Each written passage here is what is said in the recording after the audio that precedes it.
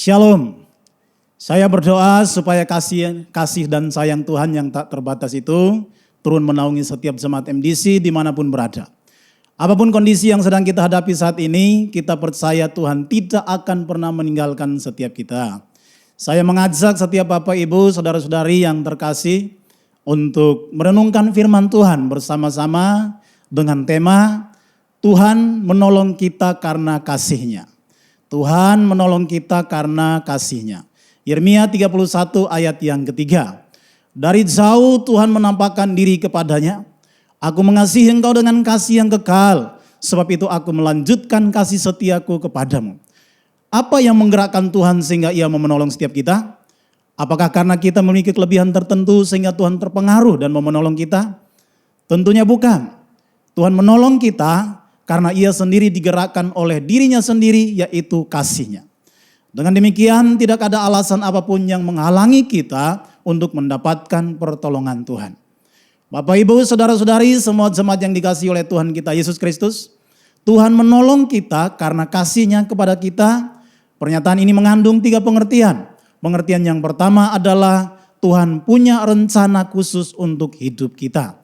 Tuhan punya rencana khusus untuk kita. Yeremia pasal yang pertama ayat yang keempat dan ayat yang kelima. Firman Tuhan datang kepadaku bunyinya. Sebelum aku membentuk engkau dalam rahim ibumu, aku telah mengenal engkau. Dan sebelum engkau keluar dari kandungan, aku telah menguduskan engkau. Aku telah menetapkan engkau menjadi nabi bagi bangsa-bangsa. Jauh sebelum kita lahir, kita sudah ada dalam pikiran Tuhan. Jauh sebelum kita menggapai berbagai macam keberhasilan dan kesuksesan, kita sudah ada dalam rencana Tuhan. Bahkan jauh sebelum kita mengalami berbagai macam masalah, kesulitan dan persoalan hidup, kita sudah ada dalam rencana Tuhan. Sebelum aku membentuk engkau dalam rahim ibumu, aku telah mengenal engkau. Dan sebelum engkau keluar dari kandungan, aku telah menguduskan engkau. Aku telah menetapkan engkau menjadi nabi bagi bangsa-bangsa. Rencana Allah atas hidup kita adalah supaya kita menjadi nabinya atas bangsa-bangsa.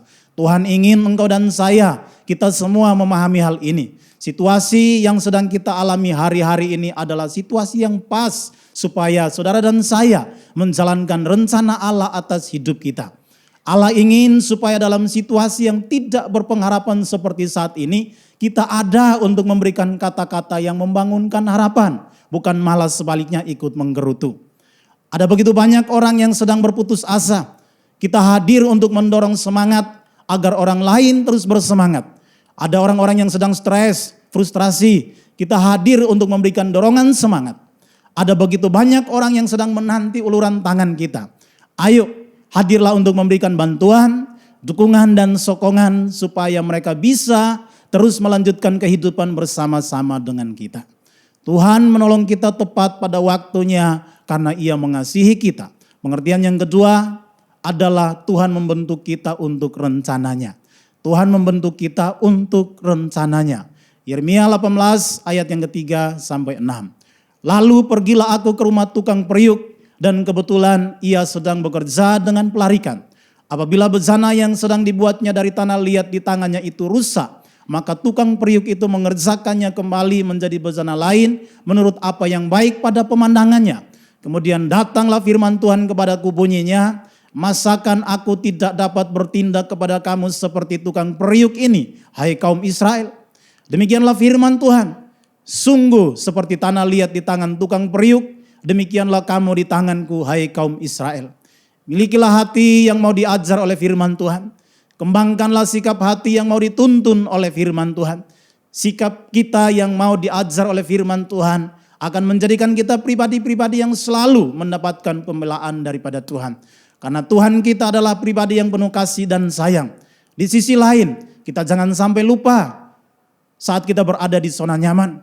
Saat keadaan baik-baik saja atau yang menurut anggapan kita baik namun ternyata tidak. Tuhan ingin membangun dan menanam kita. Namun jika kita melakukan apa yang tidak berkenan dan tidak mendengarkan suaranya, maka Tuhan akan membiarkan kita berjalan tanpa penyertaannya. Tanpa penyertaan Tuhan, kita tidak akan mampu untuk menyelesaikan setiap kesulitan dalam kehidupan kita. Jika Tuhan menyertai kita, maka setiap kesulitan akan menjadi batu loncatan supaya kita mencapai tingkatan kehidupan yang lebih mulia. Mulia karena perkenanan Tuhan atas keputusan-keputusan dan tindakan-tindakan kita. Mulia karena anugerah dan kasih sayang daripada Tuhan Yesus Kristus yang terus menyertai kita. Bapak, Ibu, saudara-saudari, semua jemaat yang dikasihi oleh Tuhan kita Yesus Kristus, Tuhan menolong kita tepat pada waktunya karena Ia mengasihi kita. Pengertian yang ketiga adalah Tuhan ingin kita bahagia. Tuhan ingin kita bahagia. Yeremia 29 ayat yang ke-11, sebab aku ini mengetahui rancangan-rancangan apa yang ada padaku mengenai kamu. Demikianlah firman Tuhan, yaitu rancangan damai sejahtera dan bukan rancangan kecelakaan, untuk memberikan kepadamu hari depan yang penuh harapan. Rancangan Tuhan bagi kita adalah supaya kita bahagia dalam kehidupan ini. Hati yang sejahtera adalah kebahagiaan. Pikiran yang sejahtera adalah kebahagiaan. Hidup yang sejahtera adalah ukuran kebahagiaan yang didambakan oleh setiap orang. Namun sayangnya kebahagiaan itu tidak terjadi dengan sendirinya. Kebahagiaan itu harus diupayakan di dalam kesetiaan kepada Tuhan. Oleh karena itu tetaplah setia membaca dan merenungkan firman Tuhan. Tetaplah setia berdoa, tetaplah setia memuji dan menyembah Tuhan. Tetaplah setia melayani Tuhan. Tetaplah setia berbuat baik kepada orang lain. Karena Tuhan tidak hanya ingin kita bahagia, namun Tuhan ingin supaya hidup kita ini berguna bagi orang lain.